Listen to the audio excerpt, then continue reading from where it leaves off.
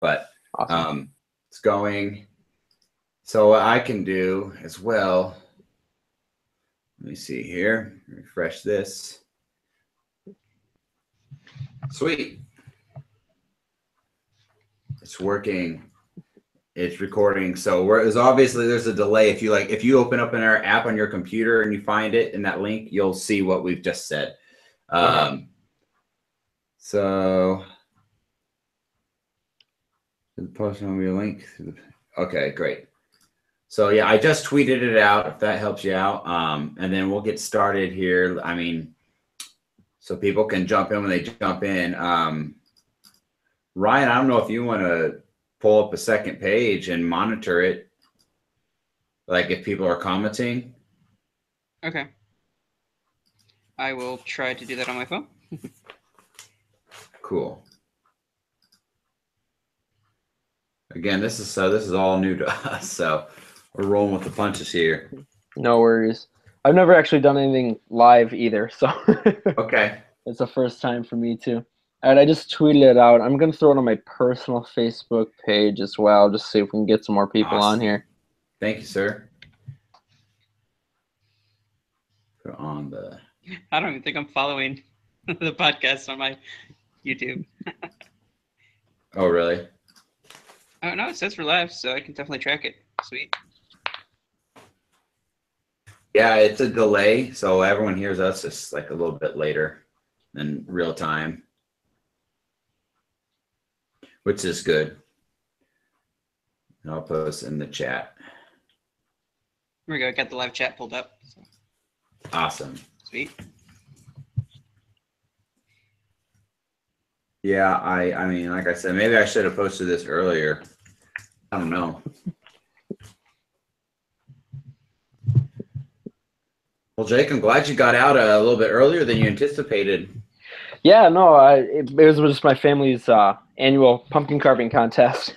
Oh, nice. Yeah, it was a good time. I attempted to do Cappy from Odyssey. It went pretty poorly. Oh, I had to give it a shot. It didn't look anything like that. Not even a little bit. yeah, I tried to carve a DK barrel this year. Nice. And it kind of turned out like one. I'm not the best carver, but It's just not my thing. yeah, I enjoy doing it, but not exactly my forte. Yeah. It's not my strong suit. Probably my favorite one that I've done was the Smash Brothers symbol. Nice. It looked pretty cool. That's awesome. I think it was 2 years ago.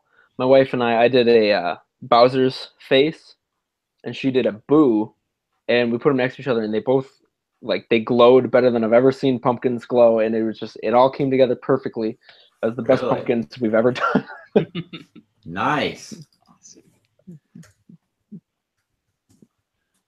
Yeah, I like that. I don't know, pumpkins. The older I get, the less fun. Yep. Yeah, we were gonna do the whole, pumpkin seed thing, like bake them in the oven. We're like, it's just so much easier just to go to the store and buy pumpkin seeds. Yeah. Anyone in the comment section yet, Ryan? No one has commented anything. That's fine. I don't know if there's a way to track people who are watching, but nothing in the chat yet. Like I said, I have no clue either, man. So I just clicked the chat button. Is this gonna let me see the comments and stuff as well? Is that what it's gonna do? On the YouTube page, it should. Yeah. On the link. Okay.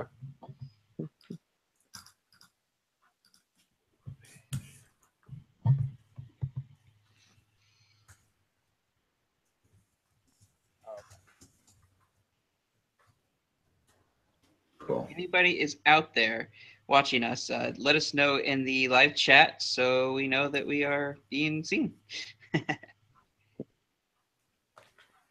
Ricky Hamilton just subscribed to our channel, so that could be another thing too. Like nobody has subscribed to us or knows where we are, so maybe trying to find us is going to be a challenge.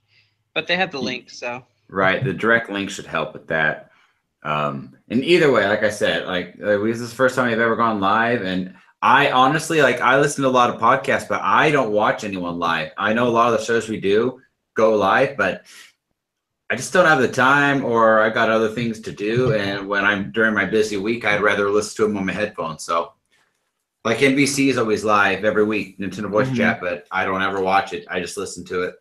Yep, in the same way. I just throw it on at work. Yep. So I guess at 10, you guys will start at 10:25. How about that? Sounds like a plan.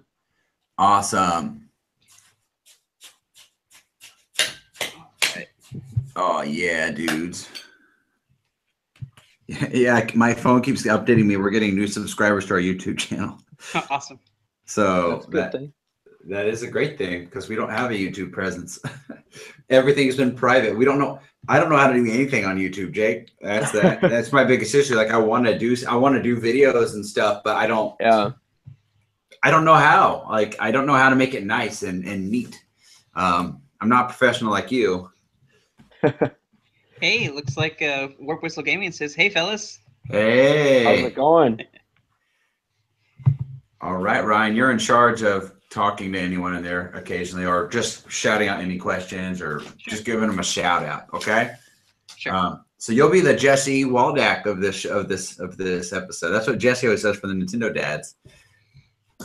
Cool beans. Yeah, we'll get started here in about 4 minutes, guys. So give some people to show up. My coffee's getting cold, but whatever. It's okay. Oh. So I can't believe it's been 1 year. Time flies, dude. That's awesome. You know what? It's just crazy too. It's just like how different I feel, like how natural this is for us. Remember a year ago, like Jake, a year ago, we and we'll say this all when we start technically, but you know, like we did a practice episode and it was just like awful as could be. I mean, it was only one person has heard that. Yeah, it was awful. Yeah. And Ryan was actually here in my office live. We did it together, and then after that, we started doing them separately, like this through computers. And does my voice sound clear too? It's not typical. It's not as close as it usually is. Yeah. Yeah. It's Great. Sound good to me. Great. I hope I'm okay. I'm just running this off my laptop right now, so. Yeah, it's perfect, man. Great. Everyone sounds good. So Jake, did you get Odyssey? Oh yeah, I got Odyssey. Playing it nonstop, huh? Haven't really slept much the past couple days. Have you beaten the story? No, not even close. I've been taking my sweet time with it, just fully exploring every inch of every kingdom before I move to the next one, basically. So. Oh yeah, you're like me then. That's how I'm gonna do it. Yeah, it's a great game. I got kind of emotional at the beginning, not gonna lie. Oh, that's so good, dude. Yeah, it was. Can't wait. It was good. You haven't played it yet, Ryan? No, I'm one of those that's waiting for Christmas for it. Okay, I put it on my fair Christmas enough. list, so I have to be hands off. So Me too. I'm the same, Jake. It's on my Christmas list. I mean, I have the cash. I could go buy it right now and ditch you guys on this podcast, but I'm not going to. I wouldn't blame you. I'm excited though. Mario 64 is my favorite Mario game of all time. So yeah, I mean, I don't know what it is. It's just when it started, it really just felt like Mario returning to Super Mario 64. You know, it was that same sense of discovery I was having. But yeah, it was good. It was at like 12:31 in the morning, and I'm just sitting there in the middle of the night, just kind of like taking it all in. It's a blast. That's exciting, dude. No, that's the same way I am with every game I play though. Like I'm a completionist, so like I want to complete everything in every level before I move on. That's how I play Banjo-Kazooie. That's how I play Donkey Kong Country, and it can be so frustrating. And I'll die a lot more in like platformers, like Donkey Kong. Yeah. If I screw up, I'm like, no, I'll just kill myself so I can. Yep. Start over. Just start over. Yeah. You know? That's what I'm doing with Rayman Legends right now. I got that for my birthday last weekend, so I've been playing that, and I'll just like, oh, screw that up, restart. Screw that up, restart. Looks like Chris White says, "Happy birthday, boys!" Hey, Chris, what's up, man? Hello. Thank you. Thank you. We're 1 year old and we can talk. We can finally talk. Maybe we'll do a good job this time. You know what? The note binder I have here actually is it's getting pretty thin, man. I bought this last year for the start of the show. After we shortly started, it has episode 3 at the top. It's the very first page, episode 3. I've torn out a couple pages, so the very first one actually wasn't even in here. But it's getting thin, man. I'm going to have to get a new notebook for the show. That's exciting. That's cool. Have to save this forever. All right, it's 10:25. So you guys want to get started? Let's go. Let's do it. All right. Hello, welcome to Nintendo Nostalgia, episode 54. I'm your host, Jacob Rush, and I'm joined by my co-host, Ryan Black, and we are back, and we are playing with power, and it is our 1 year anniversary, everybody. It is our birthday. We are so pumped. We are playing music. I got Donkey Kong music going. I got my Donkey Kong mug. I'm drinking my coffee. I even had my wife buy me an anniversary cake. It said 1 year anniversary. And I've got homemade ice cream. And I have ice cream. It is good. It's kind of melted a little bit, so it's like making the cake spongy, which I like. But Jacob, don't bring snacks if you can't share with the class. hey, I've got a whole cake. I said buy a cupcake, and she bought a whole cake. So Ryan, you're going to have to come over here like tomorrow and get a piece. You come over here. I may just do that, man. You should. You're bringing the DK. I'm bringing the Mario with my cappy hat. I know. Well, I'm wearing Mario shirt. Arms. There you go. Cool. Well, I'll go ahead and turn this song off. I am so excited to be here. I cannot believe it's our 1 year. This is a milestone for Ryan and I personally. I want to, first off, introduce our guest of the show. First time comer, Jake, the human. How is it going, brother? It is great, man. I'm excited to be here. Should be fun. I'm so glad to have you on, dude. I know we've been talking for a long time about this, and it just all worked out perfectly. And so I'm glad you could be here for such a special episode for us. So this is season 2. This is episode 1 for season 2. I mean, this is going to air Halloween night for the people who are not able to join us tonight. So we're stoked. But so I funny comment here. You know, on iTunes, people can comment on your show. And I made the mistake of like eating on the show one time back when we were just a little baby, you know, in our infant stage, growing as a podcast. Someone commented on it. Like Ryan just said, I'm clicking my spoon too much. Someone said the podcast host was eating food in the mic, and that's disgusting. And that's all they said. So I felt really bad about it. But tonight I'm like, dude, I don't care. It's my birthday. So I want to eat some cake. A little bit, not a lot. Cake and ice cream, and I'll finish it after the show. How about that? Well, lucky for me, I've got some candy corn sitting right here. So there you go. Yeah, party over there. But yeah, and I've got my cup of DK coffee here. Donkey Kong official approved coffee.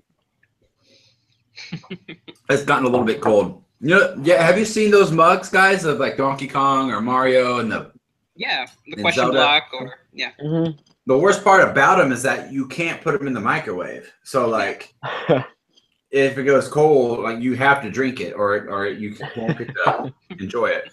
But so yeah, dudes, let's go ahead and get this party started. For fun, I wanted to poke a little fun at myself. Since this is our 1 year episode, I want to go back. I want to look at my first notes that I made before Ryan and I ever did our very first episode. It was kind of funny. I remember listening to those. If you go back and listen to our first like group of 10 episodes, you can tell we start to get a little bit more comfortable as we talk. We definitely were not this comfortable in our very first episode. Actually, I think my least favorite episode is our very first episode, Ryan.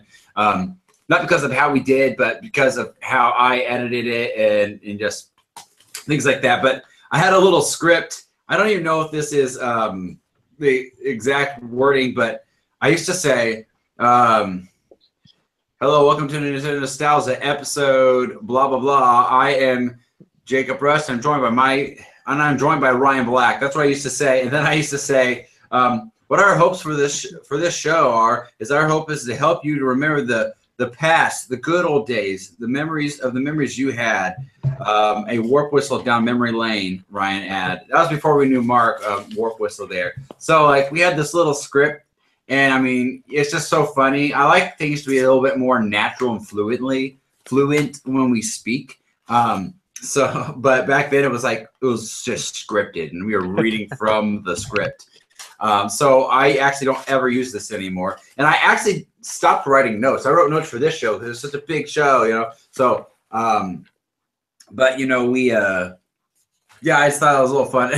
And the news discussion, Ryan, we had back then, it was Emily Rogers' latest NX tweet. Crazy. Will Nintendo actually reveal the NX this week? Does waiting so long hurt Nintendo? Those were our news topics, our questions that we had. And like the NX, like what's that now? You know what I mean? So it's the Switch, and we're that's all we're playing anymore. So to kick off the show, guys, we had some phone calls, and we had messages written into the show and sent in. I want to go ahead and read those. One person was not able to call, but we had our good friend. He's been on the show twice, and this is Mr. Kevin from PSVG. He just sent us a little message. I want to read it here. He asked if I could read it on the show. He said, "So happy for you guys. What started off as a podcast invite has turned into a great friendship. I wish you all the luck and continued success in making your podcast even better. You inspire others to relive their nostalgia and help educate those who never knew, and keep up the amazing work." So Kevin, thank you, man. You know what? We appreciate you. We love you, brother. And it's just been an honor to have you on, to get to know you. And yes, thank you. Thank you so much. We'll have you back on soon, of course. But so we got a couple of phone calls here, and I wanted to go ahead and play those. Here we go. Happy birthday. Okay, I'm not going to do that. Hey, guys, it's Tom. Just wanted to say I'm sorry I couldn't be there this week. Super exciting. 1 year old. All right. Now our nostalgia is a little older than that, I understand. But super happy to be a part of what we're doing here. Made so many friends. I mean, including you, Jacob. Super happy to get to know you better, and even the other guys that are on the show a lot and are active at the Facebook chat. You know, I definitely want to give a shout out to Jesse Armstrong, Kyle Martin, Traven, the legendary Traven. It's been so awesome to get to know you guys. And that's all because Nintendo nostalgia. You know, our nostalgia is bringing us together, and we're making friends. You know, at least I hope to have you guys the rest of my life. So anyway, you guys take care, and happy birthday, and good job. Keep up the good work. Thank you, Tom. Thank you, man. Tom is he is a part-time co-host, so if you listen to the show regularly, Tom comes on quite often. We try to get him on at least once a month, maybe sometimes twice a month. But he was literally just on last week for Super Ghouls and Ghosts. And Tom is, I mean, he has video game knowledge of all ends. And we admire you, Tom, and we love having you. We've tried to get him to come on as a third co-host full time, but the man's so busy doing the Lord's work. Tom's a pastor, so he can't. Well, he's quite busy, as you can imagine. So, but he does find some time to listen to the show and call in and come on from time to time. So, thank you, Tom. Well, I want to go ahead and play the next message, and I think it's from Tom.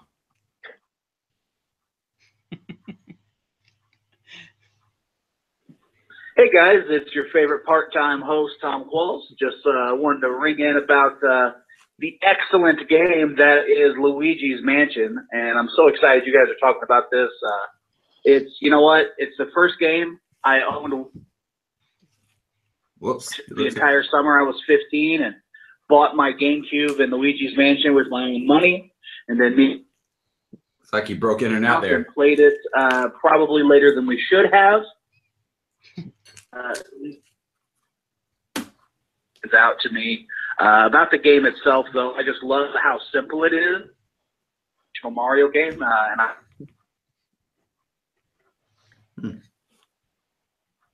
I like the mood, the setting.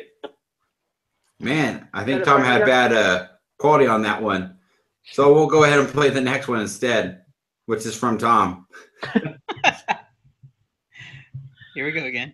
Hey guys, it's me again. I told myself I wouldn't leave 2 voicemails about Luigi's Mansion this time, but I just remembered something I wanted to share with everybody on how great the game is and how great the mass appeal is of Luigi's Mansion. Because it's not a traditional Mario game, it had a lot of appeal, I feel like, to a lot of people who may not have been into those types of games or were just kind of tired of the formula of the time, of the 3D adventure genre that was huge through 64 and PlayStation and all that. I really like it, and the proof of that to me is my sister, who does not play games very much. And Sarah, if you happen to be listening to this, hi Sarah. She was not a big gamer, but she loved Luigi's Mansion, like love. There's even been, I know, in her adulthood, a time where she was able to get a used GameCube. And she just bought it to play Luigi's Mansion, and she's awesome at it and always put my scores to shame. She is super rich and 100% of the thing, and I think that's all testament to just how unique it is among other Mario games. So anyway, I wanted to share that story and why I think that's such an excellent game. One of many reasons. All right, I'm done now. I promise. Bye. All right, Tom, thank you so much. And yeah, guys. The topic of the day is Luigi's Mansion. So obviously we're going to be capping off Halloween with Luigi's Mansion, and we'll talk a little bit more about that as we get a little deeper into the show. But we have a few more phone calls here. Oh, gobble. I think I see someone coming up. You'll see. Hi guys, this is Jeremy the Trash Turkey wishing you a happy birthday. I hope you get all the presents, the podcast presents. I don't know what you get for your first podcast birthday, but I wish you many more years, and thanks for a great show.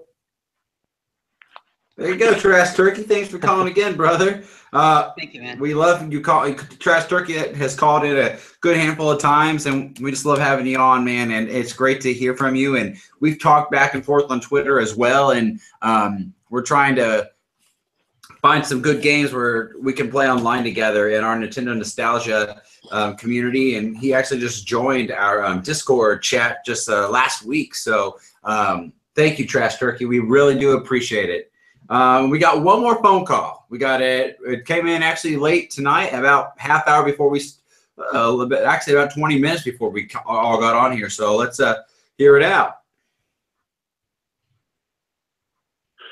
Hi, this is Nathan calling in for the Nintendo Nostalgia podcast. I discovered the podcast roughly about 3 or 4 weeks ago. I listen to it at work.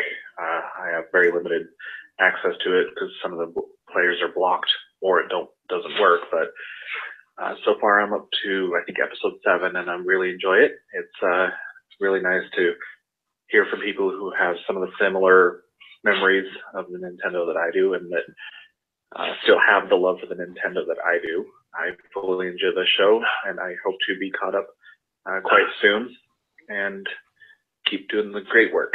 Thanks. Nathan, thank you so much, man. And yeah, Nathan is newer to the community, and he's done just a fantastic job of just jumping in and being a part of everything. We've gotten to know him a little bit, and yeah, thank you so much. I'm glad that you're a part of the show and that you called in and partaked in this. So thank you guys so much. So that's our messages that we did receive. Obviously, not everyone that that does listen got to write in or phone call in, which is completely fine. I understand we all have lives. I don't write into like half of the shows I listen to, but I listen. So we know you're out there, guys. So real quick, Ryan, on I think I speak for both of us and all of our Nintendo Nostalgia crew here. I want to go ahead. I just wanted to thank everybody over the past year. So if I do forget anybody, forgive me. I racked my brain about this for like a good while, and I think I got everybody who was on the show this past year, but Nintendo Nostalgia would not be here if it wasn't for you guys. You helped us.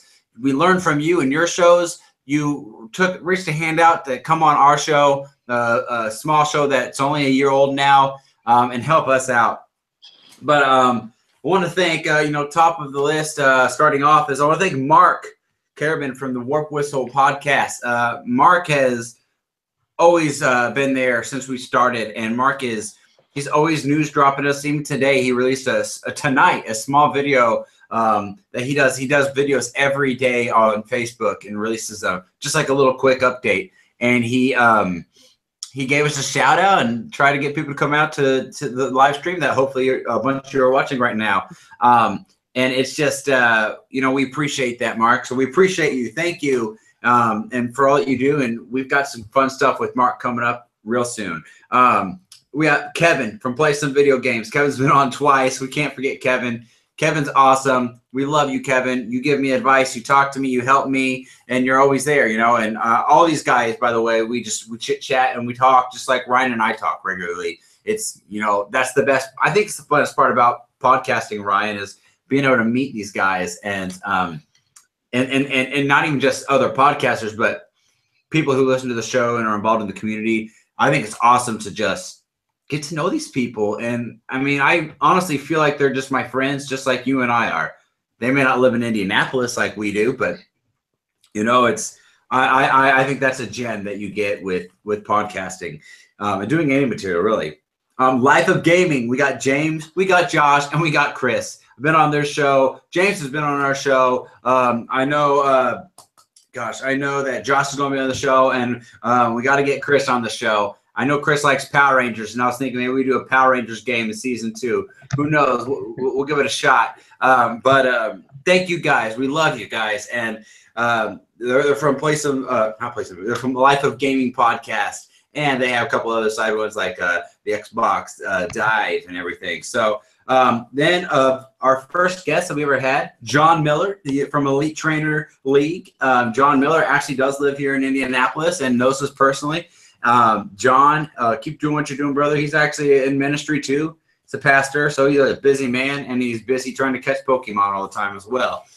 Catching them Pokemons for the Lord there. Then the Nintendo Dads. We've had Marty and Justin on. The Nintendo Dads was probably the first show that I ever really got into before I was ever a podcaster, and I just remember listening to their show, and I just wanted to podcast. Like, I wanted to be on their show so bad. I hear them talking about topics, and I would want to chime in. I had something to say, and I'm this big Nintendo fanatic, and I didn't have anything to say. So that's when they really started to make me think about asking Ryan, hey, would you be interested in doing something like this with me?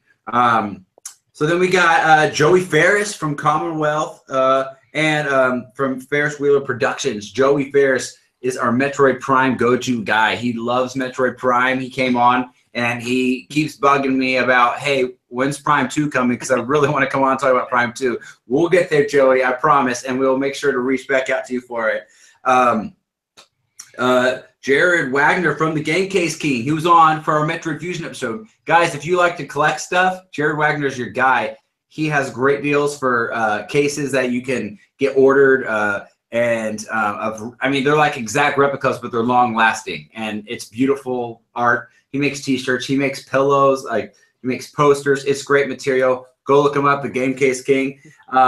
Andrew Swan, he was on. Andrew Swan is involved in the community. He probably posts just about every single day on our Nintendo Nostalgia chat room on Facebook. And Andrew Swan went to E3. He came on the show, and he gave us an inside look at what E3 was like, which was cool for us because we were stuck here in Indiana, and we couldn't go out there. And then last but not least, we'll save these final two for a thanks here from the shows that we listen to and that have worked with us so far, and we've worked with them. And that's the Nintendo guru himself, Bobby Pauls, and his co-host Sean Capri. And Sean Capri runs his own show, and Bobby Pauls runs a couple other shows, but they run If We Ran Nintendo together. And the truth is, this show would not exist if it wasn't for Bobby Pauls and Sean Capri. And I was just a guy who had no clue how to podcast. I didn't have any microphones. I didn't have any materials for this.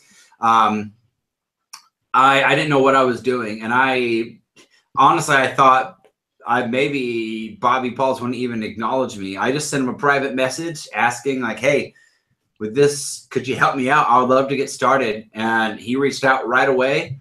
And he had me come on like this in a private room, and we talked over YouTube. And he had Sean there, and they helped me crank out a name and for Nintendo Nostalgia. And I got Ryan involved, and I introduced Ryan to them. But truly, we're so thankful for Bobby and Sean. They've both been on the show. Bobby's been on twice. Sean's been on once. We've been on Sean's show, both Ryan and I. But we just have a good connection with them, and we do appreciate them for helping us get started and still, help advertising the show, and they're around for us, and we appreciate that, guys. So we love every single one of you guys that's been on the show, and season 2 is starting right now, and we have a brand new guest to kick off the new season, and so we have many more friends that we'll plan on making, many more people we want you guys to meet and get involved with, but thanks to all of you guys. And then I wanted to give a shout out to our Nintendo Nostalgia crew. Guys, you don't know this. I think what I love most about our podcast here is that I think it's kind of unique. But when I listen to other podcasts, I don't know how many of the other podcasts, everyone's in the same town. Ryan and I we do the front end stuff of talking, and Tom comes on. But we have this is what I love about the show. It's about nostalgia, and my nostalgia is with my friends that I grew up with. And out of all the friends that have come and gone throughout my life, I've had best friends in different seasons of my life who are no longer my best friends. We may not even talk anymore, and that's just another story for another day. But the one thing that I have is all of my friends that I grew up gaming with Nintendo are still in my life today. And we call them our crew. We get together and we have random game nights at my house, and we just get a bunch of junk food, and we'll do it. And we'll I posted a photo. I think it was in September. We just had a fun little surprise birthday party for the guy who does our art. That's Mr. Kyle Martin.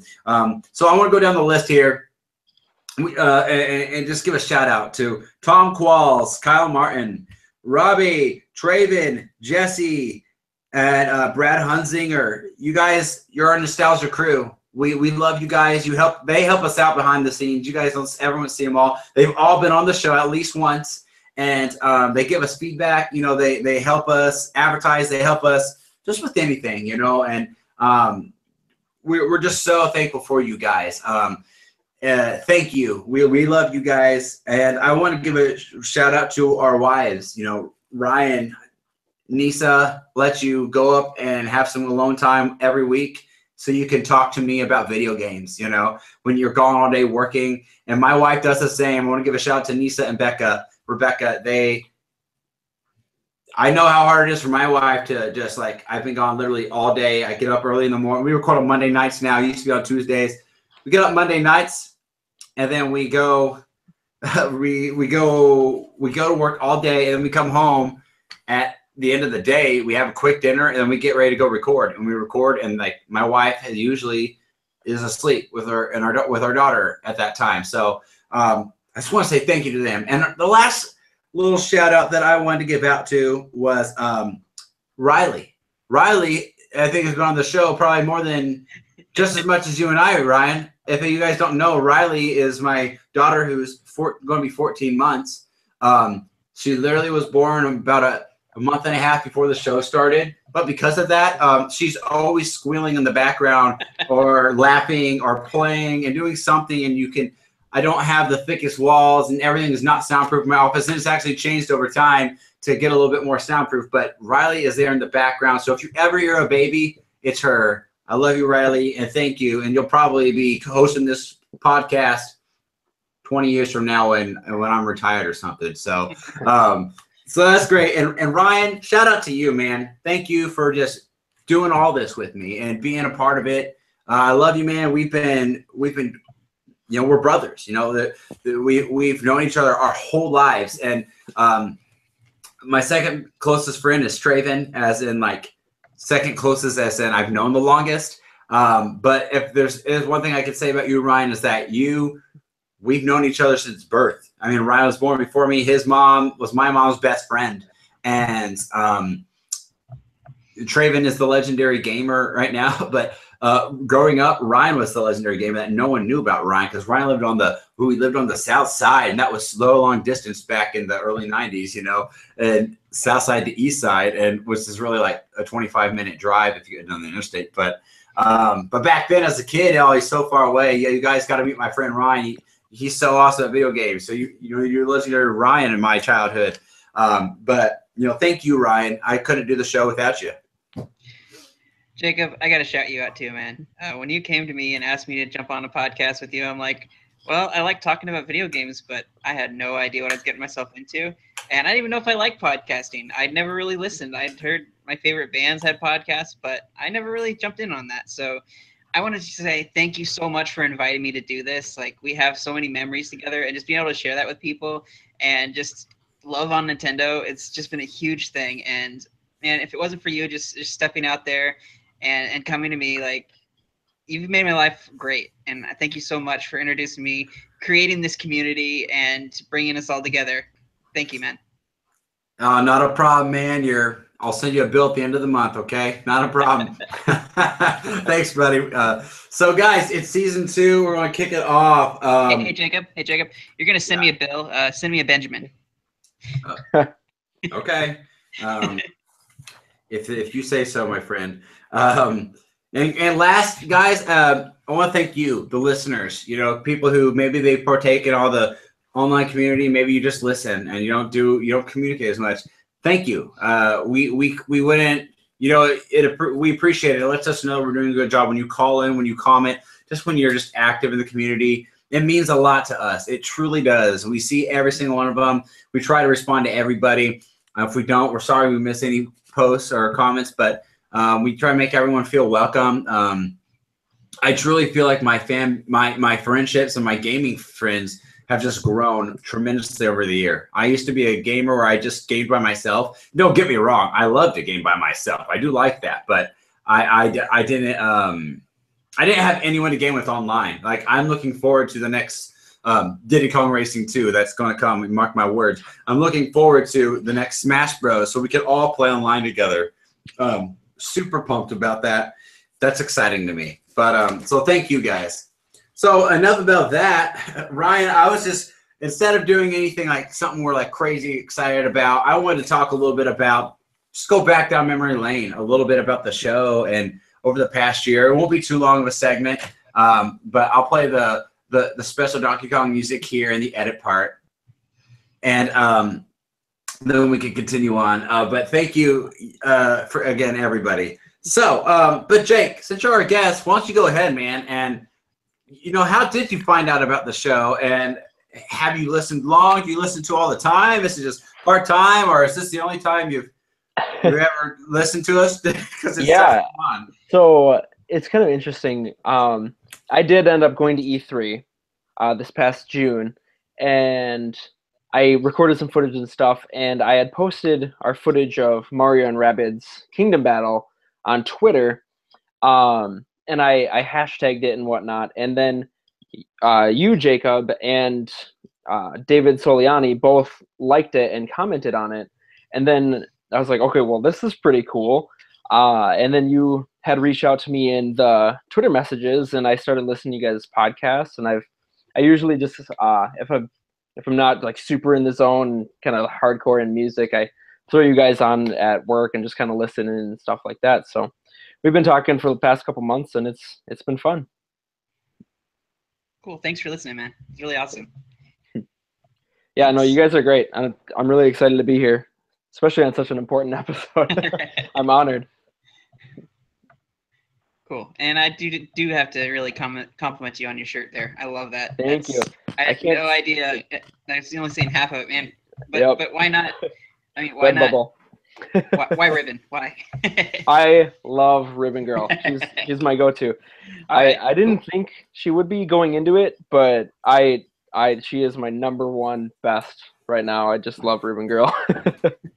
Awesome.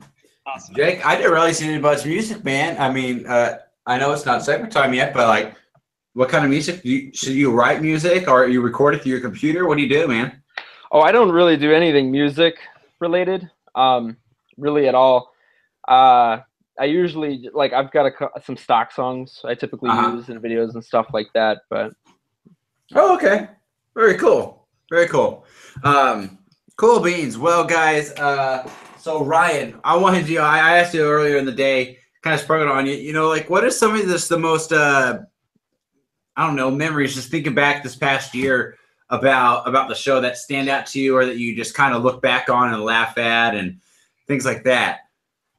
So I know it's more recent in the show, but the phone calls, I love hearing like just all the different people calling in and people calling in as characters. Like King K. Rool came in and talked to us, and I really really loved that personality that people put in there, and I don't necessarily know who those people are, but thank you so much for doing what you do, and I'm glad we started this whole phone call thing. And I also like my favorite thing every episode is that jingle. And whenever we have like the news or what we enjoy doing, like that Donkey Kong jingle. Oh man, I love it. I do too, dude. You know what? Everyone gives me crap for loving Donkey Kong so much over Mario World, but you guys have to admit, when that Donkey Kong soundtrack comes on, it takes you back. It taps into my nostalgia. I'm a preschool aged kid again, just for that small like 5 to 7 seconds there. But I was thinking today, and I just can't help but think back to like our first episode. And I know it might sound cliche that this is our 1 year, but really, and I'm not even like bragging on ourselves, but like we made a leap from episode 1 to episode 2. I mean, we really did, as in like, we basically learned, okay, that doesn't work, and let's just fix it. And we've gotten gradually better. Like I said at the top of the show, I made fun of myself for the script I used to have. I just think I remember leading up to that episode and just how kind of a frustration it was. We were nervous because we never done this. We didn't know if anyone would even listen. And we had some listeners. We may had only a couple of listeners, but we had some. And that was so cool to know that like someone like listened to us, you know, and like they cared to hear what we had to say, you know.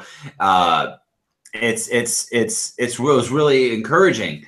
But back then, I just remember how we were even kind of frustrated with each other, as in like, we recorded the episode actually like before we wanted it to launch. We wanted it to launch on a different day than it originally did, I remember. And newbie Jacob, like I didn't know what was wrong. There were technical issues. Editing wise wasn't very good. I mean, it was okay, but I learned quickly like, oh, okay, that could be way better. But like, I didn't know what to do, and I didn't know how it was going to work. And it finally happened to just launch on Halloween day. Like it got delayed to be on Halloween day, which was actually, you know, it's cool. That's why everyone listening live right now or watching us, that is, you get to experience it now. But this episode is going to launch this Tuesday, so there is no Thursday episode. We thought it would be awesome to just launch again on Halloween like we did last year.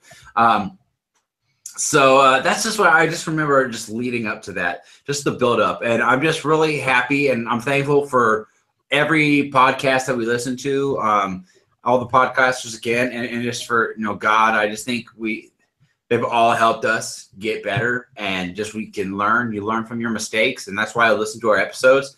If something didn't sound good or something did sound good, you know. So that is great. So that's kind of what I remember. I mean, I have a lot of memories. We can do a whole episode, maybe our episode 100 or whatever. We'll talk about our past ones. My favorite episode, I gotta say, is one that nobody's heard except for me, you, and Tom. Oh, It was oh the yeah. Power-Ups episode that never aired. We had That a was music very- episode to fill its place because we lost all of that. But someday we're going to re-record that, and I hope you guys enjoy it because that was the best episode we've ever done. It was a good episode. Yeah, it was really sad and frustrating that it didn't work.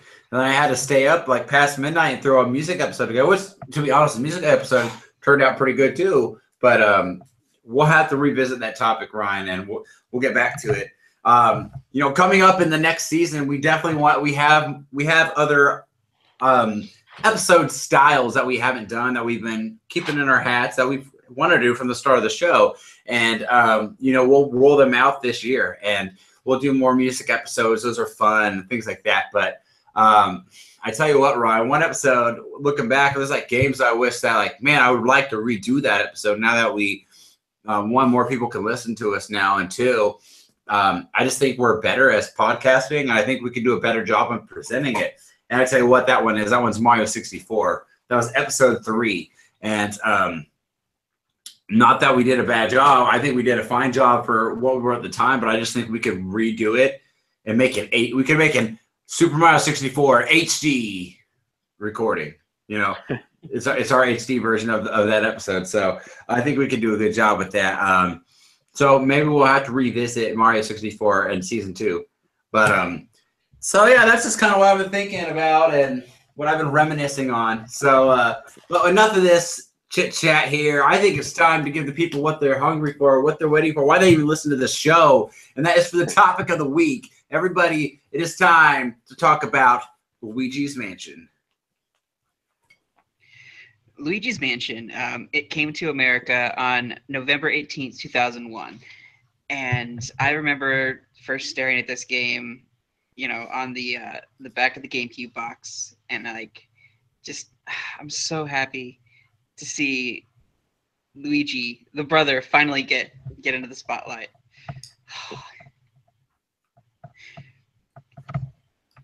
Jacob. Yes, sir. We just got a nice message from Eamon Ayers as well. I was distracted there. Sorry. Thanks, brother. We appreciate you too.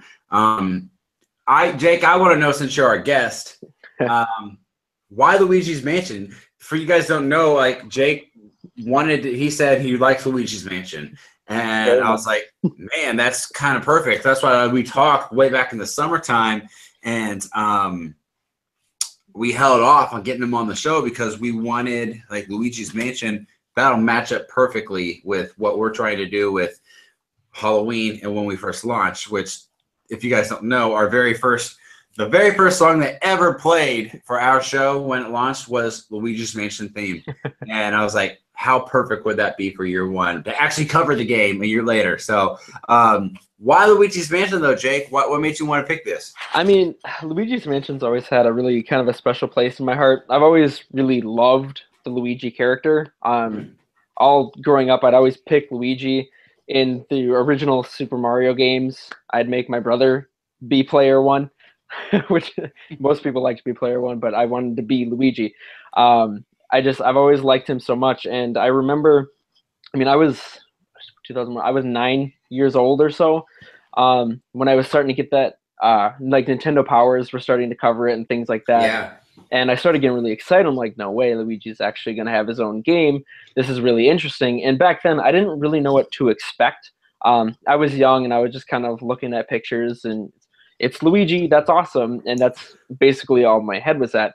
But I remember I got my GameCube, and I came home from school one day, and I walked into the door, and I just heard the dun, dun, dun, dun, dun, dun, dun, dun. And I was like, what is that? I didn't know what to expect. And I went upstairs, and my mom had rented that and Pikmin.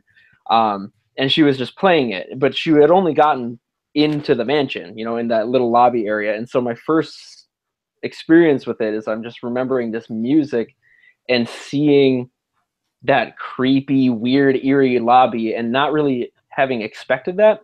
Yeah. But I've always loved Halloween and the creepier things in life, and plus Luigi, and so I immediately fell in love with that game. And I've replayed it multiple times. So Yeah, well, that's cool, man. Is your mom a gamer too? she sure is. She handed me an NES controller when I was 2. Oh my gosh, dude, that's so cool! Wow. Yeah. I honestly can't hear. I don't think I hear very many stories of people say I came home from school and my mom had just got a GameCube and was renting these games. Yeah, and playing it. So yeah, I mean, I've got Luigi's Mansion tattoo up my arm here. Oh, nice! Wow. This is I love that character in that game very much. So that is so cool, dude. That is really cool. Wow, Ryan, what's your memories, man? Why do you love Luigi's Mansion? I know you have a love for the game, so why though? I think everything that like you said, like hearing that music, that was the first thing that really got me. Like I was skeptical. I'm not a big Luigi fan, and I actually disliked Luigi a lot because Luigi was always the one that would die and take all my lives, and he would always beat me down with items in Mario Party, and oh yeah, don't get me started on Luigi and Mario Party. Ooh. He was just this annoying character, but the music is what really like grabbed me and made me like, you know what, maybe Luigi's not such a bad guy. And I think the Luigi finally getting to play the hero, it was something that's well deserved. Like he's been in the background in the shadows for too long, and this game was perfect for him. And like he's always been this kind of, he seemed like the weaker character, and so they went with the fear mechanic for him, and him being this big sissy in some ways, but he knows how to handle himself enough to take on the ghosts and rescue his brother. So yeah, that's true. So how did you get the game? Did you get it at launch? The memory's fuzzy, and I probably cover this even on our first episode. But I remember playing it on my GameCube when I got it. So I don't remember if I got it like Christmas of that year or if I got it right when the GameCube came out. I don't remember, honestly. It's really fuzzy for me. But I remember like I had my GameCube and I always had Luigi's Mansion for that GameCube. So I think I even still have my copy. Oh, nice. Yep. I've got mine too. Very nice. Yeah, it was not a launch game for me, and I'm pretty positive I knew about it through you, Ryan. I remember seeing you play it, but I never had it right at launch. Like I said, I actually got my GameCube about a year after it came out, a year and a half or so. I got it in the summer, and it had just taken a price drop, and it was like awesome for me because I was like, I had just enough money. I still had more money to save, and then Nintendo literally announced that price drop like the week of when I got my money, and I was like, yes. And so I went out. I mean, this isn't our GameCube episode, which is episode number 2 last year, actually, season 1. But I got Melee for my first game. That was the game that I really wanted me to get my GameCube. I wanted Smash Bros. Melee so bad, so I got that. My mom, if I bought the GameCube myself, my mom bought me, she bought me a spare controller, a black controller, and she bought me Smash Bros. So that's how I got started out with it all. So Luigi's Mansion, though, how I ended up getting it was something because of Ryan, actually. I got this game because Ryan introduced me into the stupid world of trading in video games, where I found I can take my old video games and trade them in, which at the time was like amazing, mind-blowing, and I could buy new games with this. Today, I regret it every single trade-in I ever made, unless the game really sucked. But I'm pretty sure all of my Nintendo 64 games that I loved and cherished so much, because the 64 is my favorite system, I traded in to get my first set of collection games for the GameCube. And I'm sure they gave me like barely anything for them. But when I did this, I got Luigi's Mansion. That was one of the very first games I ever got. I got Luigi's Mansion and I got Sonic Adventure 2 Battle, actually. So Nice. that bumped my collection up to 3 games. So I had Melee, Sonic, and Luigi's Mansion. And I got Luigi. I specifically remember getting the games, and then I took them home. And it was right at the start of school. School was getting ready to start because I got my GameCube in July. So I had it was towards the end of summer, winding down. I was just getting into the 6th grade at this time. And I remember it was the start of football practice because I played football my whole life. But I was still in like little league, 6th grade and stuff. And I remember I got Luigi's Mansion that day, and I played it all day long, and I did not want to go to football practice. I remember having all my gear on, standing in my room, and I just kept playing the game. My mom's like, come on, it's time to go to football practice. And I did not want to go to football practice. I wanted to just keep playing Luigi's Mansion the whole time. So that's my first memories with the game there. But now let's get into the game itself, guys. The game itself is different. Like Nintendo's, they had just launched the 64 with Mario 64. We knew Luigi as a sidekick. We never had known Luigi really as a main character, not in a mainline game like this. And it really stood out to me. First off, the GameCube graphics for the 64 were like mind-blowing back then. That was a massive leap for Nintendo in graphical power. And seeing it blew me away. And I remember Traven actually having this game too. So I watched Traven play it a lot too before I actually owned it. I always would go to his house as well, Ryan, and see him do that. But it made me want the game, and it blew me away. And it was just the whole game itself, like it was so foreign to me. It was so different for what you would ever expect out of a launch game too. And I think that's what makes this game so unique, that it's not a platformer. It's not even a 3D platform. You can't even jump in the game. Nope. Yeah, I'm pretty sure you can't jump. So like you're just walking around with a flashlight and a backpack, a vacuum pack, a little Ghostbuster pack, if you may. As a kid, it blew me away. It was confusing. It was foreign, but it was enticing. Like I got to keep going. Like this, like there was fun in what I was doing. It didn't have to try ultra hard to get me impressed with that. It was just, it was different. So Jake, I want to hear from you a little bit more. Dive into this game for me here, man. Do you have distinct memories, things that you hated about this game? I know you love the game, but do you have like a love-hate relationship with this game? I mean, in parts. Okay, so when I was a kid and I was first jumping into it, I remember very specifically not really knowing what to do, because like you said, it was very unique. There's still not a game today that's anything quite like Luigi's Mansion. Right. And so I was just kind of walking around that lobby trying to figure out what to do.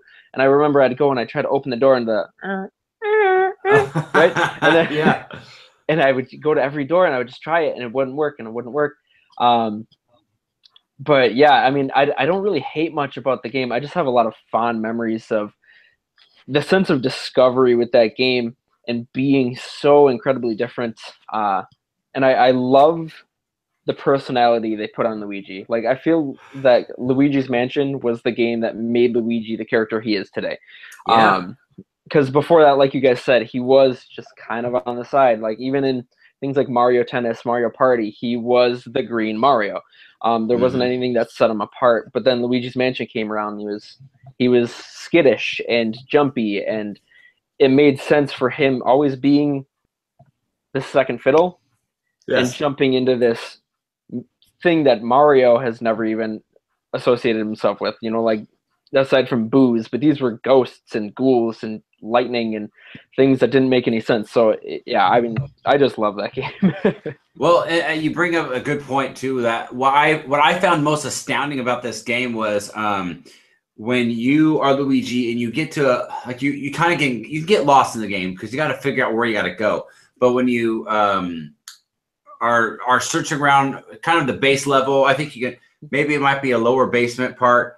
You look through this like lion mouth, and when you look through there, what do you see? You see Mario. You see King Boo laughing basically, and Mario is trapped in a painting. Like Mario's like, "Help me!" And as a kid, you have to realize that Mario. I mean, Mario is my hero. Like. No one puts Mario in the corner, man. That's what I was saying. He was the damsel in distress. He was. It wasn't a princess. It really shocked me as a kid. It really shocked me, and I think it even does a good job. This is our last episode for the month of Halloween, for a Halloween spooky month. It does a great job of making, I think, the game even scarier, because you got to realize Luigi as a character, Mario's probably his hero. He looks up to Mario. In the realm of that, I mean, that's his big brother. Mario's always been the hero. Mario always takes down Bowser. Mario always saves the day. And now Mario is screwed and trapped in a painting. And I think we feel, maybe they were trying to do this, we feel the same feelings that Luigi feels, as in like, wow, like they took a hero from high up and they brought him down to such a low level that we have to save him. How are we going to save him? Because at this point, Luigi's always just been that backup guy, that sidekick. And to add to it, like you said, they really create the character of Luigi. In this one, Luigi was he's a big scaredy cat. He's scared of everything.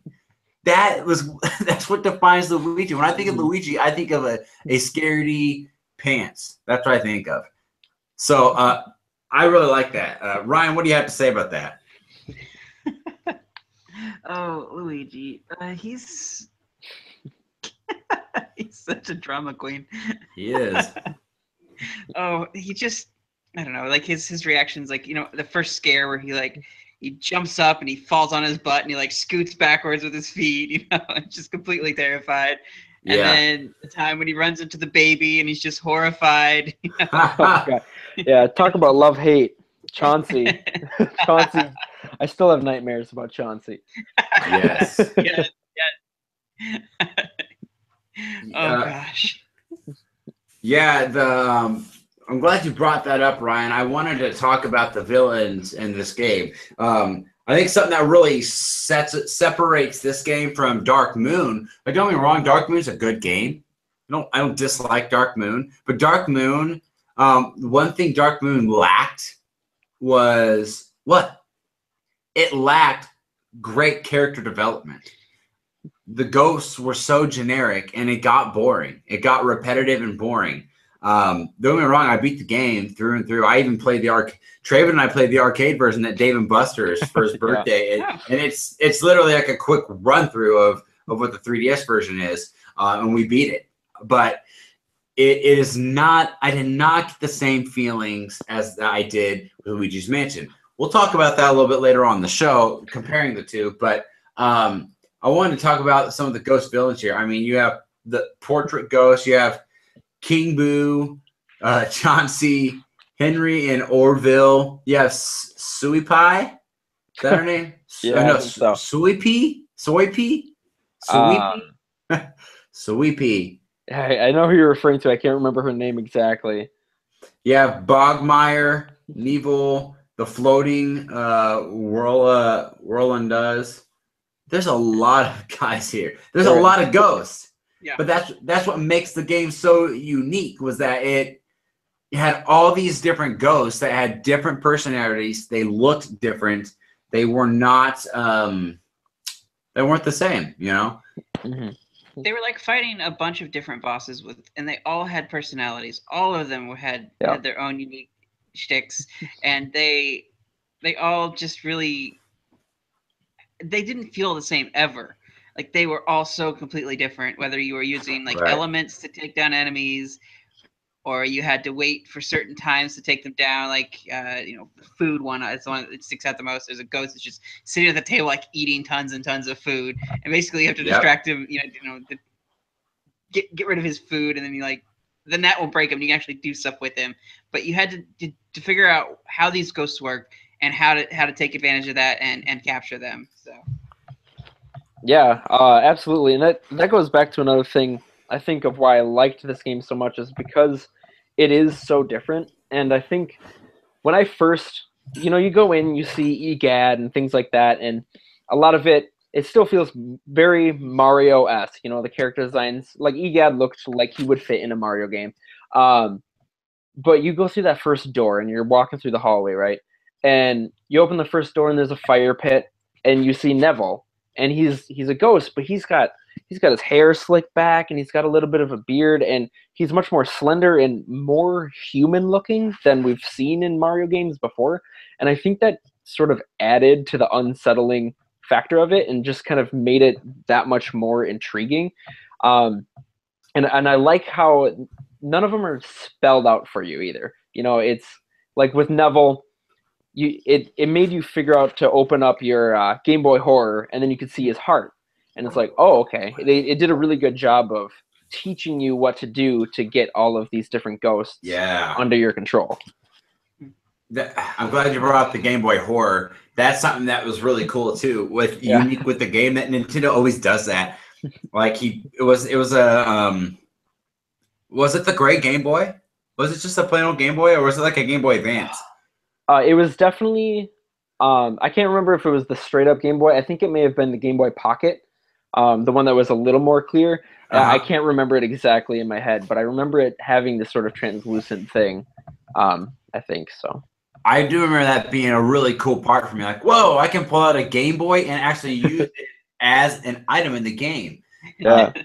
Really cool.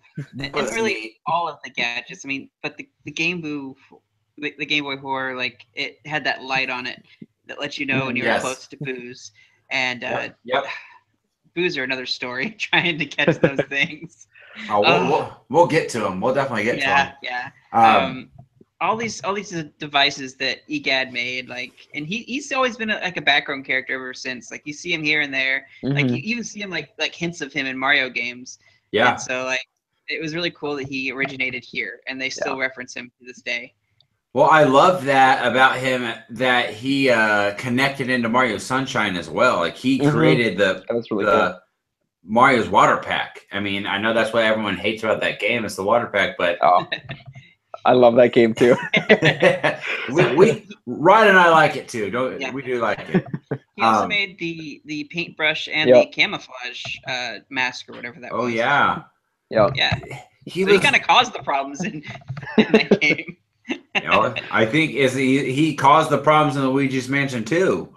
Like, that's true. He got let all the ghosts out. Maybe he's really working for Bowser.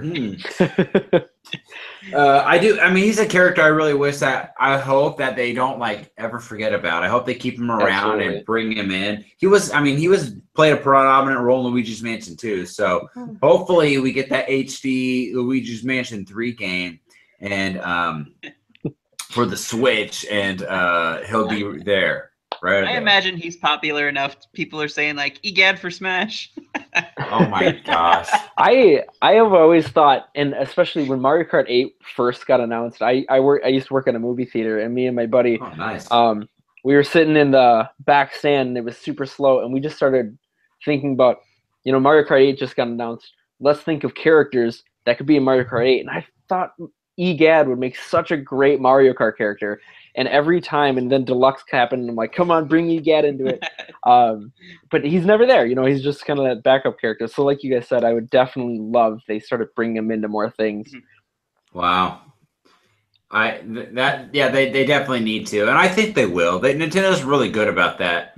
They kind of let you forget about somebody, and then they'll like all of a sudden do a throwback, and then like, oh my gosh, what? I mean, that's what they're awesome with. Like, look at the classic editions they release of systems. Like, it just brings back our nostalgia. I think they'll bring it back. So real quickly, all the paintings, all the portrait ghosts, like when you start the game off, you kind of think like, oh, like these are the main baddies. I've got to like catch these guys. And to be honest, like I know where you have to catch them, but I never felt truly threatened by the portrait ghosts, except for a handful. There's only a couple of them that really they didn't come off as what we know of as ghosts in like haunted movies. At this time, the only thing I knew was Booze that were scary, and I knew like this came out like the Haunted Mansion, the movie came out with Eddie Murphy. Remember that by Disney? It had that Raven Girl, whatever, you know. That these came out very close to the same time, and I think it's safe to say I think that one inspired the other. I do think that. So like what I'm used to knowing with ghosts is that ghosts are scary and they'll mess you up and they have it out for you. So with this game, I was intimidated.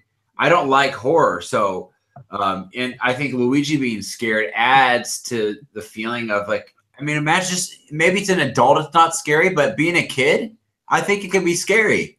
Being a little kid, it definitely can be scary. They do a great job with the music in this game of really capturing the feel of making you scared at certain moments. But the portrait ghosts, they change from, some of them help you out. Some of them are just minding their own business.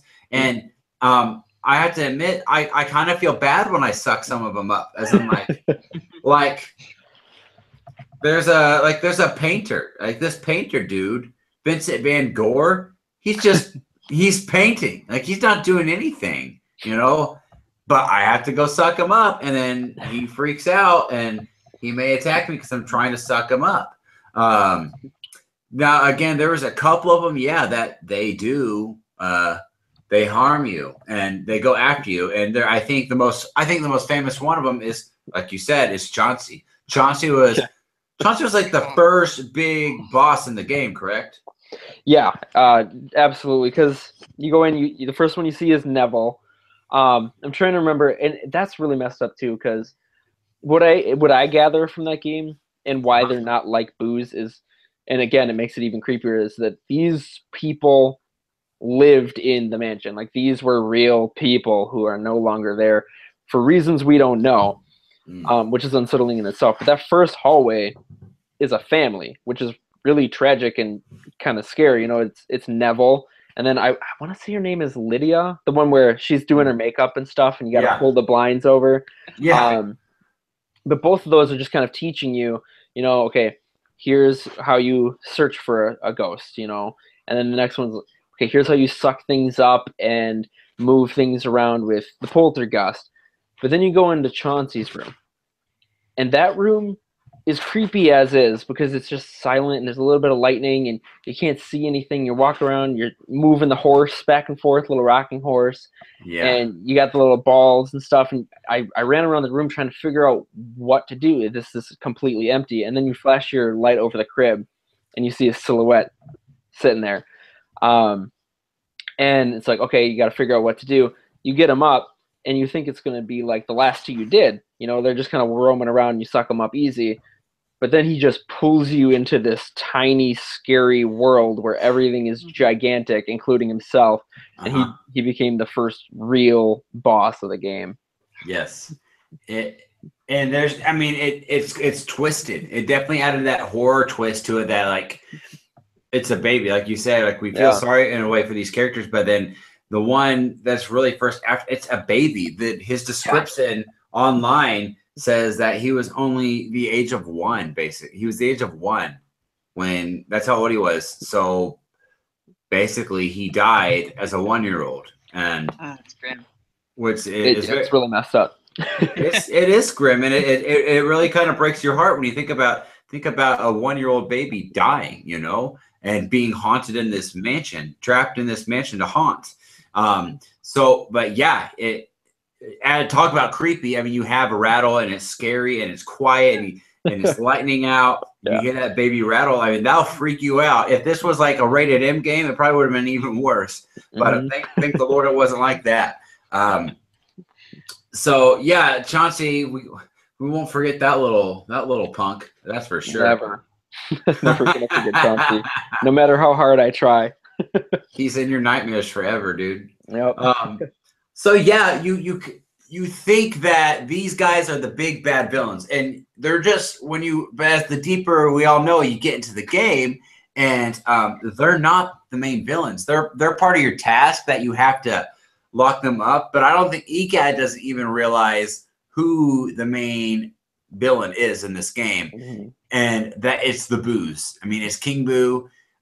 Spoiler alert, guys, the game's been out since 2001. But King Boo is the main villain for this game. And King Boo, he basically, I think, kind of works for Bowser or something like that. And he kidnaps Mario and puts him in here. And I can't quite remember. I remember the room, how it happens, but I don't remember like why you did it. You like go behind it's like a bookcase you move or something, and then you suck up this paper off the floor, and it releases all these Boos throughout the entire mansion. And then I think that's when the game starts to get a little bit creepier, because the Boos, you look at a Boo, they're very terrifying. I mean, they have the let's see, I got my amiibo right here. It's interesting that they're kind of comical in that when you look at a Boo, like they'll be all shy and they'll not move and they'll disappear. But the second you look away, they start like creeping towards you, like. And I just there you go, there he is.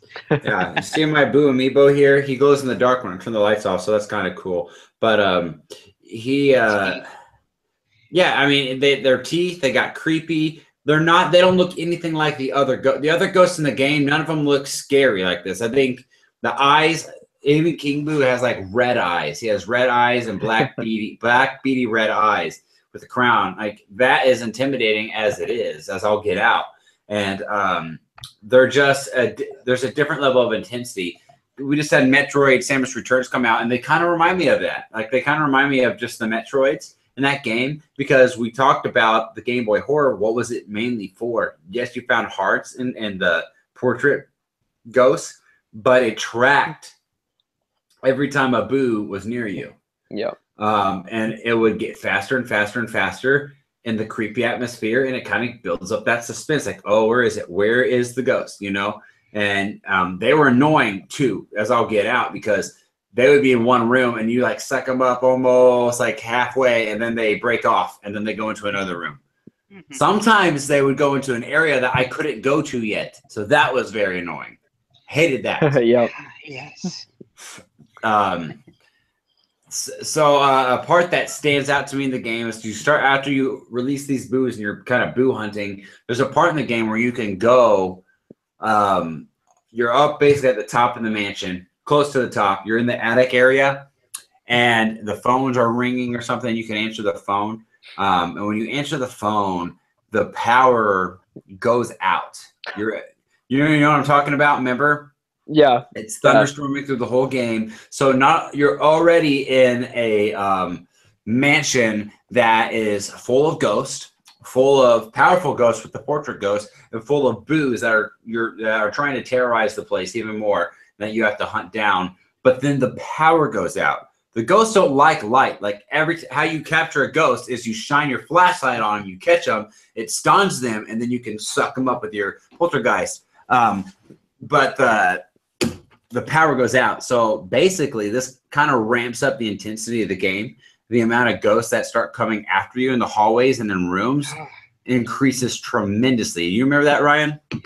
Yeah, the ones that like pop out and make all kinds of noise behind you. Oh, I hate those guys. The hallway ghosts. The worst. Well, they throw bombs at you too. Yeah. I forgot about the bombs. Yeah, they drop bombs at you. Yeah. But that part of the game, that I think adds to the horror of the game. Like, Luigi's already a scaredy cat. He moves slow. He's shaky. Like, you can even tell. Well, you said this back in our first episode, Ryan. A cool effect that they do is that, like, Luigi, he's like humming to the music, his theme song, but you can hear his voice cracks. Like, he's like nervous. He's kind of shaky. It's kind of like he's trying to stay calm, like hum a nice tune so he stays calm. But you can tell in his hum, he gets really shaky in his voice. Like, oh, I'm scared, kind of like that. And that's a cool effect. So when that power goes out, that really screws up, and you have to basically like go back to the front of the mansion or something to get it fixed, or make it back to EGAT or something like that. I can't quite remember right now, but yeah, that's what you have to do. So with that part there, I wanted to compare the games. We had Luigi's Mansion Dark Moon, and we had Luigi's Mansion. I think the biggest differences between the games was Luigi's Mansion, you're in a mansion. Luigi's Mansion Dark Moon, you're in like 3 or I think I think it it's 3? 5. Oh my gosh. Okay, even more. There's 5 different mansions. We already talked about generic ghosts from the second to the first. I personally was not a fan of exploring with 5 separate mansions. I really like one giant mansion to explore and figure out the house through and through.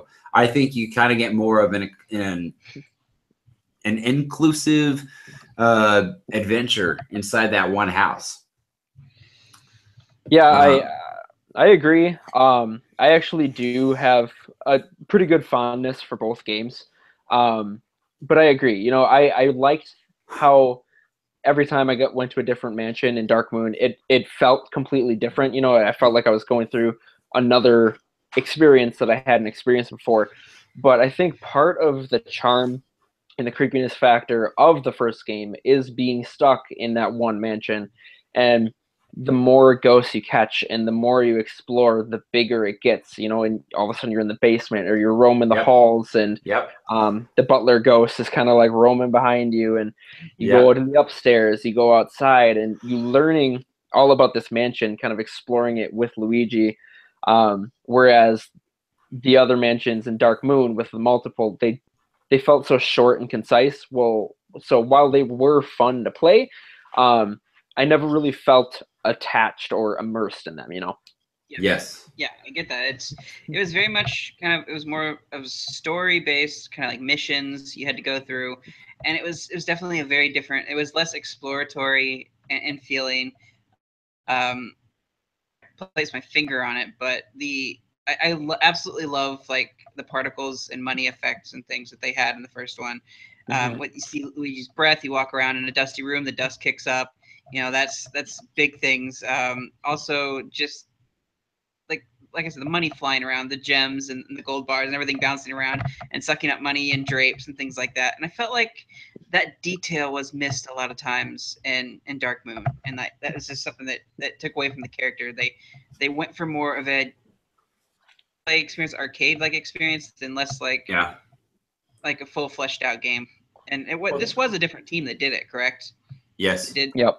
Okay, so that did have that feel to it, and that's not to say that it's a bad game. It's just it didn't hit the mark of the first one, in some ways. So. Right, absolutely. Like it sold really well. It wasn't a bad game. No. I don't hate it. I'd play it again, you know, but it definitely was missing key things. I mean, they kept the main villain the same. You know, surprise, surprise. They haven't played the second one. Sorry. Spoilers. Yeah, spoilers. I mean, it's been out for a while too now, but I need to get around to finishing that game. See, that was one thing with Dark Moon. I really, really enjoyed the very last moments of Dark Moon a lot because of it.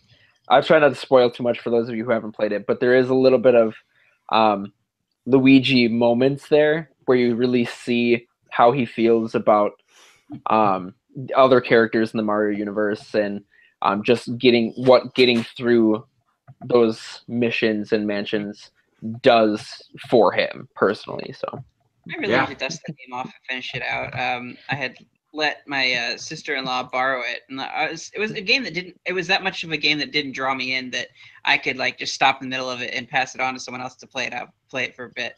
And so I just need to pick it back up and play through it again and really experience that ending and get the full feel of the game for it. I'm like, oh, it's not that great as opposed to Luigi's Mansion, the first one, but I really can't give that judgment. And now, do you see this game?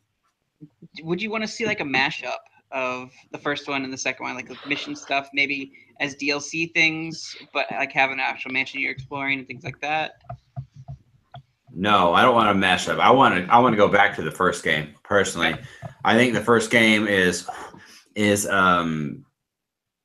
better than the second one. I really do. I mean, I think they should just go back to that original formula and and go all out with that. Give it HD graphics. We talk about a graphical jump between 64 and GameCube. Just imagine what they could do with an HD. wow. GameCube to Switch. Yeah, GameCube to Switch, 3DS to Switch, things like that.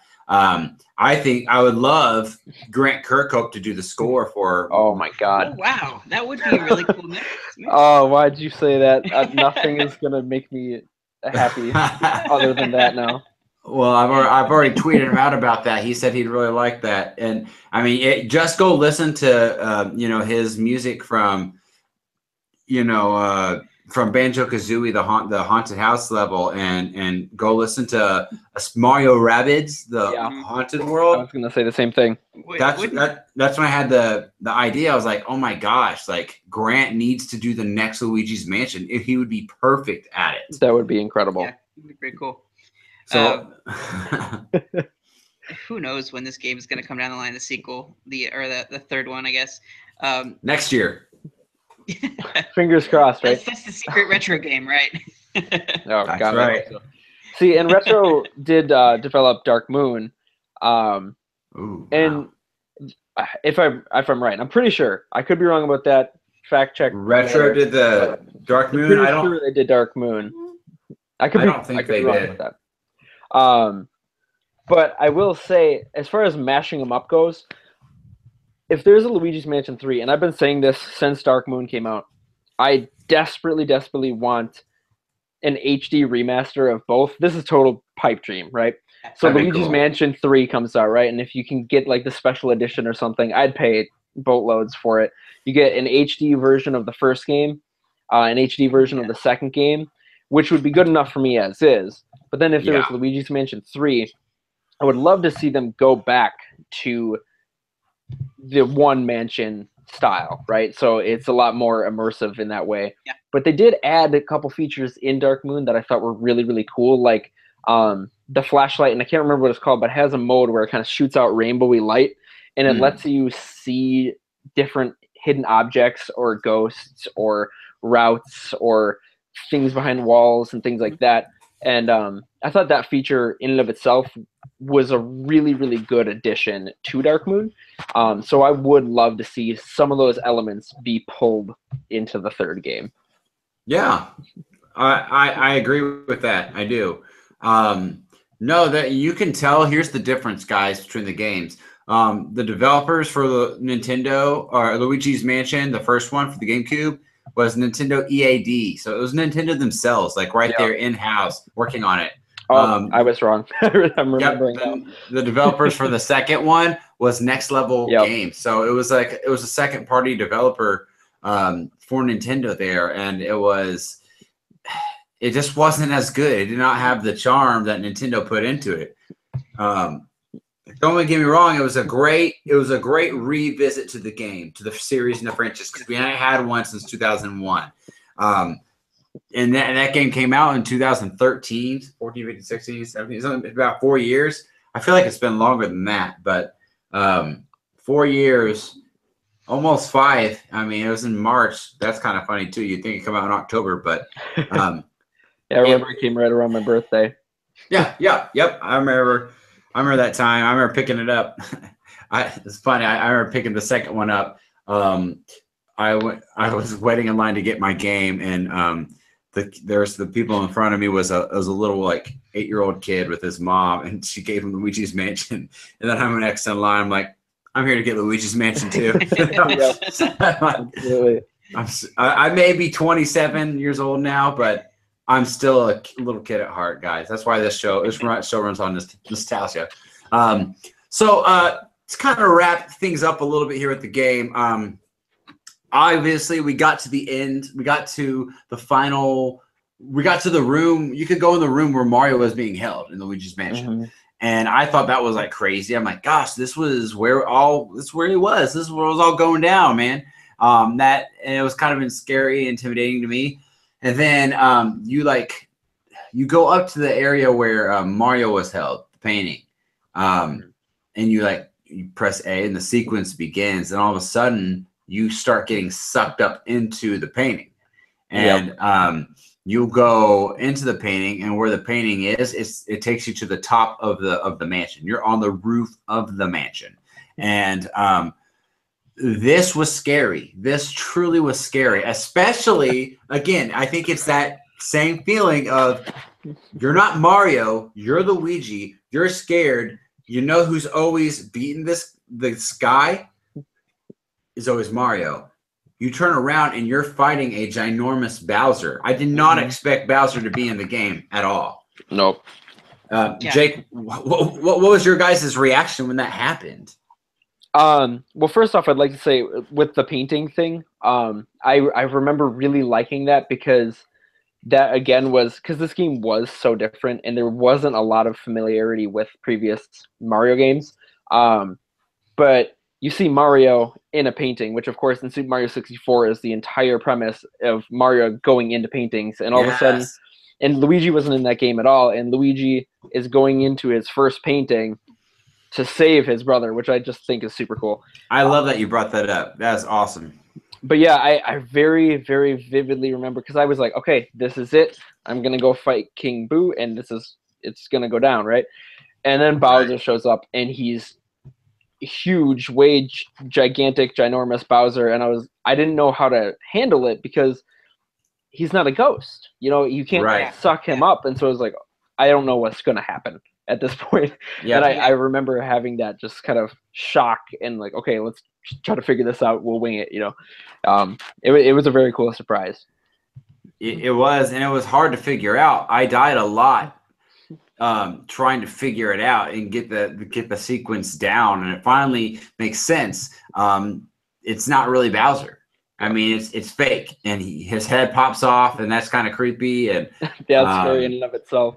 And then that's when his head pops off, and you get throughout the game you get power ups. By the way, we didn't mention this. You get you use them to get key items in the game. Like you got to find like Mario's glove, his shoe, to get hints by a ghost who helps you out throughout the mansion. She gives you hints, and then you repay her by sucking her up later. Which again is something I felt bad about actually. That was what I felt bad about. She literally helps throughout the whole game to progress, and then you're like, "Thanks for the help, sucker," and you suck her up. So, anyways, yeah. So you get fire and you get ice. And then the best way to get the boos down is you ice them. You can freeze them. And once you knock Bowser's head off, all these boos come out, and they're all on top of the roof. And you've got to freeze a bunch of them, and you can like suck them. I don't know, you suck them up or. See, I'm struggling to remember. It's been a few years since I've actually. Yeah, me too. Replayed it. I've been meaning to, but life. But yeah, I remember you freeze them, and I think you suck them up, and maybe you launch them back at another character. I can't remember exactly how the. That's what I want to say. I think you suck them up because they're frozen. So you suck them up, and then you gotta. They kind of get stuck. Yeah, and then you can reverse the poltergeist and shoot them back. Yeah. So that's how you take them out, but because they form a giant boo as well. Kid Boo, obviously, he's the final piece to it all, and you've got to eventually get to the point to where you take him out, and you got to suck him up in between these times. But it was a tough fight. I struggled with that. I replayed this game actually back in 2015. I rebought a GameCube from a disc replay, and that was the first game I rebought. Was Luigi's Mansion. I got it when I got the GameCube, and I played that game through and through again in March, ironically, of 2015, that Luigi's Mansion game, the first one. So, and I remember getting so stuck on Bowser again. Yeah. You actually beat Bowser before I did. I remember I got to him, and I couldn't figure him out, and so I went back and I started collecting boos. Yeah. And you kept on forging forward, and you actually beat the game before me. In fact, I think you maybe even helped me a little bit. I'm not surprised, One thing I did want to mention, someone else's nostalgia. My sister actually loves this game. Absolutely loves Luigi's Mansion, and she actually bought this game for my mother's Wii that she never uses anyway. and she borrowed it just so she could play Luigi's Mansion again. Awesome. There you go. So very similar to Tom's story with his sister. Like it's a game that anyone can pick up and enjoy. So. Well, and my wife herself isn't really much of a gamer, but I have to admit, when I rebought this game, she was watching me play it a lot, and even her twin sister was over at our place too, and so they watched me play it, and they're actually just kind of into watching me play it because it's different. It's not the same kind of game, especially if you're somebody who doesn't game. That's not to say this game is easy. It's not. It's more. It's definitely not. And you got to think outside the box on how to take out certain ghosts and get around them so you can suck them up. But I definitely think, and this is what Nintendo is really good at with most of the time, is making games accessible for people to just pick up of any kind. And so if you're not a very good gamer or you're not experienced, I think you could pick this game up right away and give it a shot. You know, it's not about the platforming. It's about the puzzle solving and Absolutely. And it's not that hard to vacuum something up with mechanics. Like sometimes you have some like reverse pull stuff you have to do with both sticks or something. Yeah. But really, it's pretty simple. You just got to figure out the puzzles behind things, and it's really accessible to most anyone. Yeah, I completely agree. Because I mean, people who enjoy Mario games would have probably picked up Luigi's Mansion, but with Mario games, while most anyone can pick up and play them, there are some parts that are really challenging and very technical, you know, and you have to be very, very precise. Whereas with Luigi's Mansion, while it's not an easy game, you can't even jump, like we said earlier. You know, you walk in and there's just music, and you kind of just walk around until you figure it out. And it immediately, like, I feel like one with Luigi when I'm playing it, you know, because I see that main lobby with the lightning and the creepy sounds and stuff, and I feel scared. And then you're trying to figure stuff out, and you like, I think it's the A button, and if you hit it when you're not doing anything, he's like Mario, you know, things like that. And so it's you really learn. The game teaches you how to play it without like shoving it down your throat, you know. And it's a couple buttons to figure it out, you know. It's not a super technical thing. So when you were talking about like Luigi's personality, I remember like in the lit rooms when he's walking through them, he has this little jog thing he does. Yep. Yeah, that's a good point too. Like when he enters the room, his mood changes. Yeah. Because he gets scared at different parts. So do you guys have any favorite moments in the game? Like that was just like, that really sticks out to you that you enjoyed. What did you enjoy most about the game? I guess as we close that out here for the topic, round table it up. Ryan? For me, it's the surprise of using the Game Boy Horror on the little mouse hole and getting sucked into the mouse hole and finding this treasure room. Yeah. It's so crazy. You get so much money. It's just like, oh my goodness, this is amazing. I love this. Like, I'm rich. That's a great point. I'm glad you brought up the money because we haven't even talked about that yet. You're always collecting money, and you gotta suck everything, like the lamp, the lights, the chandelier, everything, and hit paintings on the wall like you can tap them, and because at the end of the game, you calculate how much money you got, and that basically kind of does a Wario effect here. You basically get to how good of a mansion do you get at the end of the game based on the money you make, you know? Yeah. The whole mansion actually disappears because I guess it was all ghostly.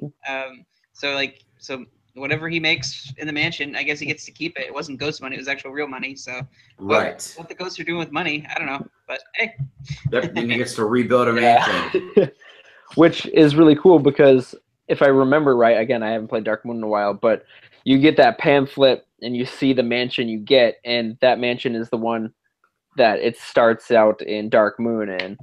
Yes. It's a nice little touch for those of us who completed the game, you know, and got a bunch of money. That and stuff like that. That is great. I love it when stories connect. I'm big fan of continuation in games and making things make sense. Jake, what were you going to say? Well, I was just thinking about like kind of my favorite parts and stuff, and one of my favorite parts we already talked about, but it was that point when all the boos come out, right? Because to me, and I've talked about this a little earlier as well, nothing in the game feels like a Mario game that I knew before. You know, the ghosts are unlike boos. You know, there's no traditional enemies. You don't see Koopas. You don't see Goombas.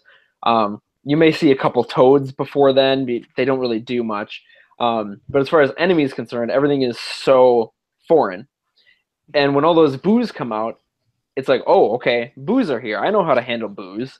But in this game, it's not like they just disappear. You know, they scatter throughout, and all of a sudden they become this really kind of scary element to the game because you never know where you're going to stumble upon one.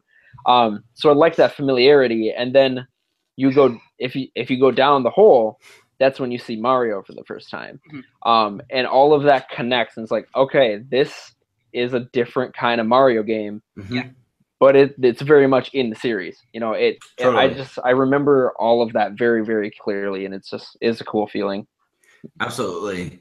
I think so. For me, my favorite little knick-knack to the game, a little fun touch they did throughout the whole game. You have that sense of eeriness and fright. You're scared a little bit. You know, again, like I said, playing this as a young kid can scare you. The game does not have an uplifting sound to it for the most part. Maybe a few spots here and there, but you go into the room and you find all these.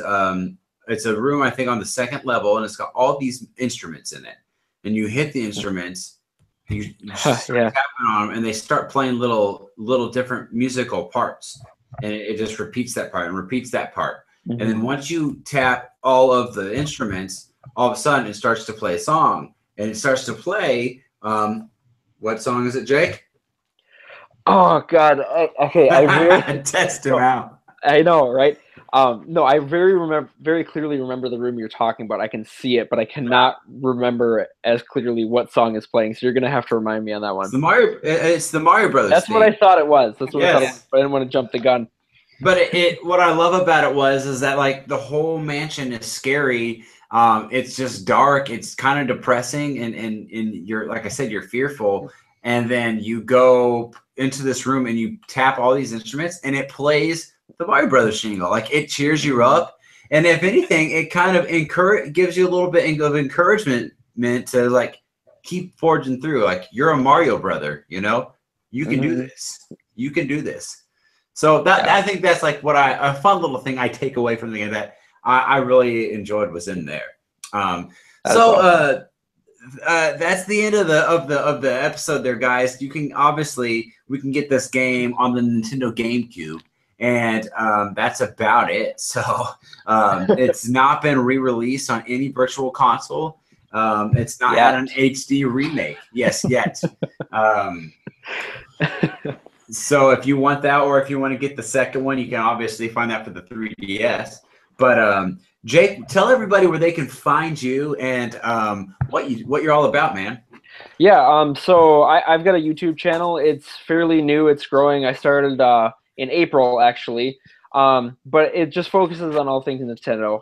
You know, I do some reaction videos. I come up with some ideas. I've got like 5 characters I want in Smash, or 5 games that I want to see on Switch, and that one I had particular fun with because I designed the covers and I came up with like all these ideas for the games. Yeah. So I like to make videos like that. I like to do kind of reaction videos, and just kind of general Nintendo news videos as well. So yeah, you can find me on YouTube. The channel is called Jake the Human. It's just my own little blue face. It's got my me. But yeah, and then I'm on Twitter at I'm Jake the Human, and on Facebook at Jake the Human, and you can follow those as well. I don't post. I should say I'll share all my YouTube updates and stuff like that on those, but I also take to Twitter in particular to just share my general thoughts on things that I don't have time or aren't worthy of making a whole video for. So definitely follow me on Twitter. I'm Jake the Human, and Facebook at Jake the Human. Awesome, Jake the Human. Thank you so much. Thank you. He's Jake the Human. I'm Jacob the Human. Actually, I'm a Super Saiyan. Jacob the